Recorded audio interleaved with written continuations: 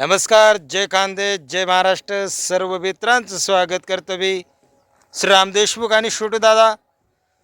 आपण कुस्ती मैदानसाठी पोचून गेलो मित्रांनो. नंदाळे बुद्रुक कुस्ती मैदान थोड्या वेळातच सुरू होणार आहे. छोटू दादा पण बऱ्याच दिवसापासून आपल्याला व्हिडिओमध्ये बघायला भेटतं, पण काही बोलत नाही.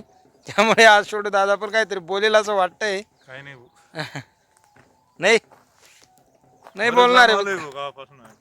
दाखवतो तुम्हाला नंदाळे बुद्रुक कुस्ती मैदान.